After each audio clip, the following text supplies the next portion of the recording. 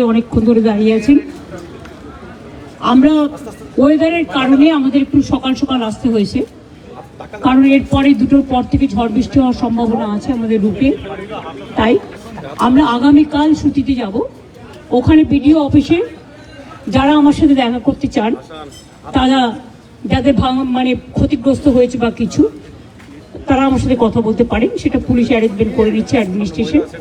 আমি ওই মিটিংটা করার পরে আমি ওদের বাড়িতেও যেতাম, কিন্তু যেহেতু বিজেপি ওদের দুজনকে সরিয়ে নিয়ে গেছেন, বিজেপির বোঝা উচিত সাম্প্রদায়িক দাঙ্গা যারা করে তাদের আমরা ক্রিমিনাল বলি, তাদের আমরা কোনো ধর্ম বর্ণ জাতি হিসেবে বিচার করি না। এবং পুলিশের গুলিতেও একজন মারা গেছে, 3 জন। তাছাড়াও আমি কালকে তেহট্টে যে আর্মি মারা গেছেন তার পরিবারকেও ডেকেছি, ছুটিতে আসবে। আমি আপনাদের পরিষ্কার বলছি, সাম্প্রতিক সিচুয়েশন নিয়ে আমি এমএলএদের সকলে, হিন্দু মুসলিম বোথ সাইডের, আমি ওপিনিয়ন শুনলাম। আমার সাথে আমার চিফ সেক্রেটারি মনোজ পন্ত ছিলেন, রাজীব ডিজি ছিলেন এবং আমাদের ডিএম ছিলেন, আরও অনেকেই ছিলেন, জেলা পরিষদের সভাধিপতি সহ। আমরা সাম্প্রতিক পরিস্থিতি নিয়ে একটা আলোচনা করলাম। আর এই জেলায় আমি দেখছি বহিরাগত কিছু লোক এসে ধর্মের নামে বিধর্ম কথাবার্তা বলে, আমি কোনো কমিউনিটিকে এর জন্য দোষ দেব না। কয়েকজন ধর্মীয় নেতা সেজেছেন, যারা যখনই পালে বাঘ পড়ে, পালে বাঘ না পড়লেও তারা বাঘ বাঘ করে চিৎকার করে রাজনৈতিক ফয়দা নেয়, এবং তারাই কিন্তু দাঙ্গা ঘটিয়ে সবচেয়ে আগে পালিয়ে যায়। এই শত্রুদের গৃহশত্রু, মানে যারা জেলার শত্রু, বাংলার শত্রু, আমি কাউকে শত্রু বলে মনে করি না, সবাই আমার মিত্র, কিন্তু দাঙ্গা যারা লাগায় তাদের আমি মিত্র বলে মনে করি না। পরিষ্কার কথা হচ্ছে, মুর্শিদাবাদ জেলার একটা ইতিহাস আছে, সংস্কৃতি আছে। একসময় মুর্শিদাবাদ জেলা, আপনারা জানেন, বাংলার রাজধানী ছিল। মুর্শিদাবাদ জেলাকে কেন্দ্র করে এবং যে দুটো পার্টে মাত্র 2টো ওয়ার্ডে গন্ডগোল হয়েছে, সেটাও কারা করিয়েছেন, প্ল্যান করে, কি করে করিয়েছেন, কিভাবে করিয়েছেন, আমি এই কটা দিন ধরে অনেক ক্রস চেক করেছি, রেকর্ডও করেছি। আপনারা অনেকে গদি media, sorry to say the word, এটা আমি বলি না, সব লোক বলে, যা খাইয়ে দিচ্ছেন আপনারা তাই খাচ্ছেন, কিন্তু সেটাকে বদ হজম হচ্ছে, সেটা হজম হচ্ছে না। এটা কিন্তু মানুষে মানুষে বিভাজন হচ্ছে। 2-3টে লোক আছে যারা এই গন্ডগোল পাকাচ্ছে, তারা নাকি বিরাট বিরাট ধর্ম নেতা, মানে ধর্মের নামে বিধর্মী নেতা, অনেক বড় বড় কথা বলেন। আর আর্থিক উৎস আমার মনে হয় বিজেপির নেতাদের জিজ্ঞেস করবেন, তারাই বলে দেবে। আমি পরিষ্কার বলছি, এর টোটাল সত্য তথ্য। আর কিছুটা আমার বাকি আছে, পেয়ে গেলে প্রেসের সামনে আসবে। কারা করেছে, কিভাবে প্ল্যান করে করেছে। আমি নিজে হিন্দু নই, আমি নিজেও তো হিন্দু পরিবারের মেম্বার, তো আমি কেন হিন্দু মুসলমান করব? কিন্তু আমি যখন চেয়ারে থাকি বা কোনো রাজনীতি করি বা কোনো সংগঠনে থাকি, আমার কাছে হিন্দু মুসলমান শিখ খ্রিস্টান জৈন ঈসাই পারসিক সবাই সমান। আমি চাই না কোনো সম্প্রদায়ের লোক বাংলায় কোনোভাবে আক্রান্ত হোক। চক্রান্ত করে এত ভয় কিসে? তোমরা তো ঘুরে গেছো, ঘটনা ঘটার পরের দিনই মানবাধিকার কমিশন চলে এলো। কই মণিপুরে তো যায়নি, 2 বছর ধরে গন্ডগোল হয়েছে। ইউপিতে তো যায়নি, রাজস্থানে তো যায়নি, উড়িষ্যায় তো যায়নি, বিহারে তো যায়নি, দিল্লিতে দাঙ্গায় এত লোক মারা গেছে, একবারও তো যায়নি। হঠাৎ কি হলো? পরের দিনই, ঠিক নোটবন্দির পরের দিন পেটিএমের অ্যাডভার্টাইজমেন্ট বেড়েছিল, দেখেছেন? যদি আগের থেকে ঠিক না করা থাকতো তাহলে ভোরবেলায় বেরোলো কি করে, রাত 8টায় ডিক্লেয়ার করে। সেই রকম মনে রাখবেন যে একেবারে প্ল্যান করে এই ঘটনা ঘটানো হয়েছে, এবং যারা এই ঘটনায় পরিচিত হয়েছেন, প্রভোক্ট হয়েছেন এবং একটা কমিউনিটি আর একটা কমিউনিটির উপর ঝাঁপিয়েছেন, তাদের আমি বলবো এসব কিন্তু বাংলা সহ্য করবেন না। আমি কারো বিরুদ্ধে নই, কিন্তু আমি দাঙ্গার বিরুদ্ধে, আমি চক্রান্তের বিরুদ্ধে, আমি ষড়যন্ত্রের বিরুদ্ধে। মমতা ব্যানার্জি মাকারি বাড়ি স্কাই ওয়াক করলে তখন কোয়েশ্চেন হয় না? মমতা ব্যানার্জি দক্ষিণেশ্বর মন্দিরে স্কাই ওয়াক করলে তখন কোয়েশ্চেন হয় না? মমতা ব্যানার্জি দুর্গাপুজো করলে তখন কোয়েশ্চেন হয় না? মমতা ব্যানার্জি কালী পুজো করলে তখন কোয়েশ্চেন হয় না? জগন্নাথ ধামটা খুব গায়ে লেগেছে না? বলা হচ্ছে আমি নাকি নিম গাছও চুরি করেছি। আরে আমার বাড়িতেই তো 4টে নিম গাছ আছে, কটা দরকার জিজ্ঞেস করুন। আমাদের চুরি করতে হয় না। চুরি বিদ্যা ভয়ঙ্করী যদি যে পরে ধরা। যারা চোর, মাদার অফ থিপস আর সাউথস মোস্ট। চোরের মায়ের বড় গলা, চোর কি মাই জোরসে বলে। তুমি যদি হিন্দু ধর্মের সমর্থক হও তাহলে তুমি জগন্নাথ ধাম নিয়েও, মমতা ব্যানার্জি নিমকাঠ চুরি করে জগন্নাথ ধাম করেছে, মমতা ব্যানার্জির এই অবস্থা হয়নি। আমাদের মূর্তি তো মার্বেলে ছিল। জগন্নাথ মূর্তি কিনতেও পাওয়া যায়, এটা মাথায় রাখবেন। আমার বাড়িতেও তো আছে, আপনাদের অনেকের বাড়িতেই আছে। ওটা নিয়ে এসছেন দৈত্যপতি, যে জায়গা থেকে বলছে সে জায়গা থেকে নয়। তাকে কাল ডাকা হয়েছিল, আমি শুনেছি। তিনি স্টেট বলে দিয়েছেন, না তোমরা যেটা বলছো সেটা নয়, এটা আমি আমার নিজে অন্য জায়গা থেকে করেছি। আমি শুনেছি তাকে আবার কোয়েশ্চেন করা হয়েছে, তুমি কেন পুজো করতে গেছিলে? নোটিফিকেশন দিয়েছে কেউ যাবে না জগন্নাথ ধামে, কোন পুরোহিত। আবার তাকে বলা হচ্ছে কি একটা যেন বলেছে, 3টে পয়েন্ট বলেছে, আমি দেখলাম কোনো একটা মিডিয়াতে। এত গায়ে লাগছে কেন? আমরা তো সবাই পুরীতে যাই, কই আমরা তো এই কোয়েশ্চেন করি না। আমি তো পুরীতে গেলে RSS বিক্ষোভ দেখায়, বিজেপি বিক্ষোভ দেখায়, ভুলে গেছেন? লজ্জা করে না?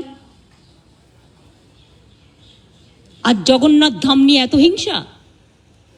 যখন আপনাদের আলুর টান পড়ে বাংলা যোগায়। আমি উড়িষ্যাকে ভালোবাসি। যখন আপনাদের সাইক্লোনে ইলেকট্রিসিটি সব ভেঙে যায়, সমস্ত রাস্তার পাইপগুলো, ওয়্যারগুলো নষ্ট হয়ে যায়, আপনারা আমাদের ইঞ্জিনিয়ার চান আমাদেরও সাইক্লোন হয়, তা সত্ত্বেও আমরা কিন্তু পাঠাই। আমাদের বাংলার টুরিস্টরা সবচেয়ে বেশি যায় উড়িষ্যায়, জগন্নাথ দেবের উল্টো রথে বলুন, সোজা রথে বলুন, সারা বছর ধরে। তো আমরা যদি একটা জগন্নাথ ধাম করি, আপনাদের আপত্তির কি আছে? আপনারাও ভালো থাকুন, বাংলাও ভালো থাকুক। আপনারা কেন আমাদের লোকেদের ধরে মারছেন? আমার কাছে খবর এসছে উড়িষ্যায় বাংলায় কথা বললেই তাকে মারা হচ্ছে। মহারাষ্ট্রেও হয়েছে, উত্তরপ্রদেশেও হয়েছে, বিহারেও হয়েছে। আমি শুধু একটা কথা বলবো, আপনারা আমাদের পরিযায়ী শ্রমিকদের ওপর বাংলায় কথা বলছি বলে অত্যাচার করছেন, আমরা কিন্তু করব না। এটাই আপনাদের সাথে আমাদের তফাৎ। আমার এখানেও 1.5 কোটি বাইরের লোক আছে, কাজ করে, সব ধর্মের, সব বর্ণের, সব রাজ্যের। মনে রাখবেন, এটা কারো হাতে তাস তুলে দেবেন না। আমি না করলেও অনেক হিংসুটে লোকের তো অভাব নেই। Jealousy has no cure. হিংসার কোনো ওষুধ আছে? নেই। এরাই কোনো সংগঠনের নামে কাউকে থ্রেট করে চলে আসবে, আমি তার দায়িত্ব নেবো কেন? আমি পরিষ্কার বলে দিচ্ছি, আমরা চাই না কারোর সাথে কোনো ভুল বোঝাবুঝি হোক। আমি তাই উড়িষ্যা গভর্নমেন্টকে, বিহার গভর্নমেন্টকে, রাজস্থান গভর্নমেন্টকে এবং আমার চিফ সেক্রেটারি আজকে চিঠি পাঠাচ্ছেন হোম সেক্রেটারিকেও। ডিজি অলরেডি উড়িষ্যার ডিজির সাথে সম্ভবত কথা বলেছেন। আপনাদের সুমতি হোক, শুভবুদ্ধি হোক। প্লিজ মনে রাখবেন, কোকিলের কুহু কুহু ডাকটা শুনতে পাচ্ছেন তো? এটা ন্যাচারাল।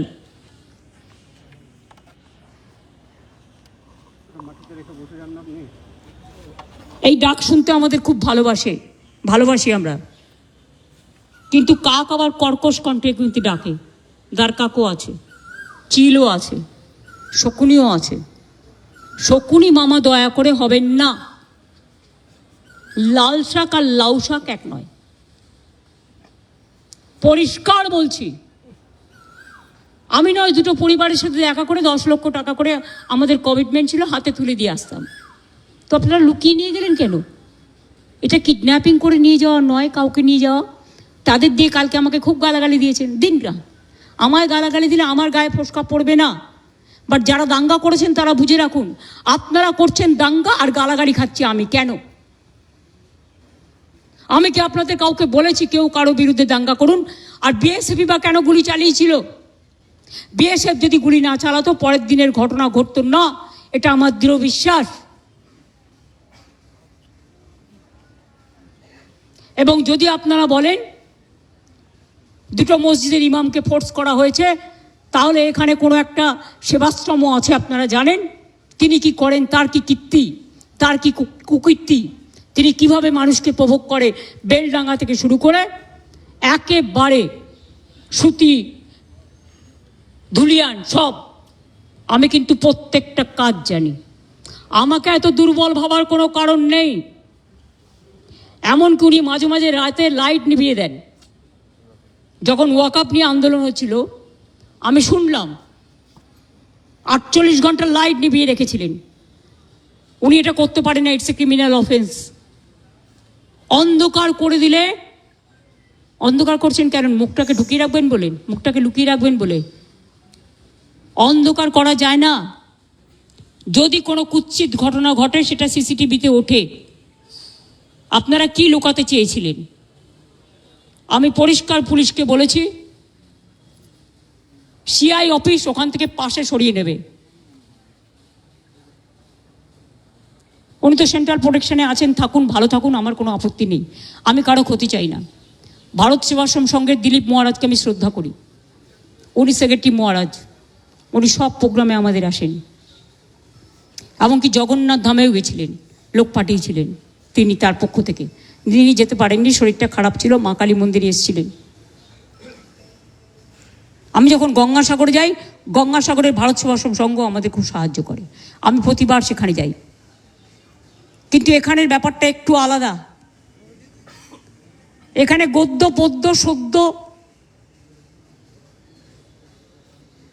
অনেক কাহিনী আছে। সেই কাহিনীগুলো আমি প্রেসকে বলবো, আমি বলবো না, আপনারা খুঁজে বের করুন। যদি সত্যি হয় আমি সব মেনে নেব, আর যদি অসত্য হয় তাহলে please don't forget you are also playing a crucial role, and especially you are the media. You are not the BJP purchased media or any political party purchased media. You do your job with efficiency, with responsibility, and of course with humanity and honesty. আমি বিজেপিকে এখনো মনে করি ওরা হচ্ছে ছুপা রুস্তম না ছুপি রুস্তম কি বলে হিন্দিতে, আমার আবার হিন্দি ভুল হলো, সেটা নিয়ে আবার রিল করে। আরে আমি তো হিন্দি ভাষা শিখিনি, ছুপা রুস্তম। তো এখন যদি আমি ওদের জিজ্ঞেস করি পর্দা কা পৈছে মে কেয়া হ্যায়, এটা কিন্তু গান, আমার কথা নয়। আমি একটা গানের কলি কোট করলাম। আমি যদি ওদের জিজ্ঞেস করি who are the huffing puffing dragons and who are the heavy loaded virus who are creating always communal tensions and selling the country instead of doing the communal violence. Please take care about the border. Please take care about India. We love India. India is our motherland. Please save India from any disaster.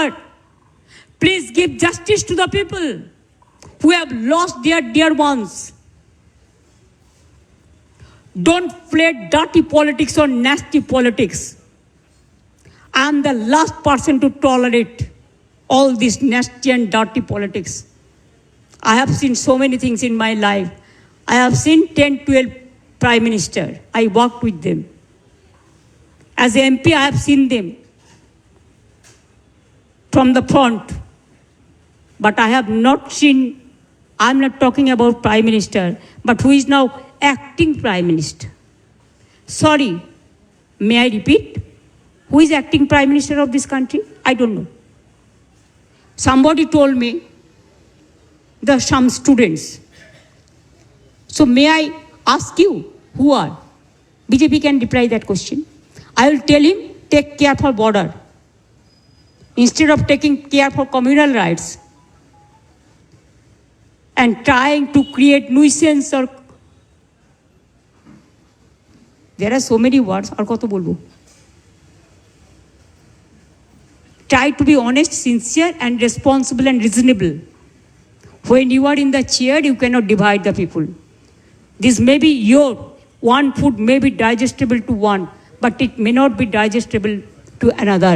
এটা স্বামী বিবেকানন্দকে coat করে বললাম, আর কিছু আমার বলার নেই। শান্তি থাক, সম্প্রীতি থাক, সংগতি থাক। আমি এসেছিলাম ওদের সাথে দেখা করতে, কিন্তু আমার কোনো দোষ নেই, কারণ আমি যেতেও চেয়েছিলাম ওদের বাড়ি, কিন্তু তাদের লুকিয়ে নিয়ে যাওয়া হয়েছে কেন? কোয়েশ্চেনটা তো আমার থাকবে। তার মানে ডাল মে কি কুছ কালা হ্যায়?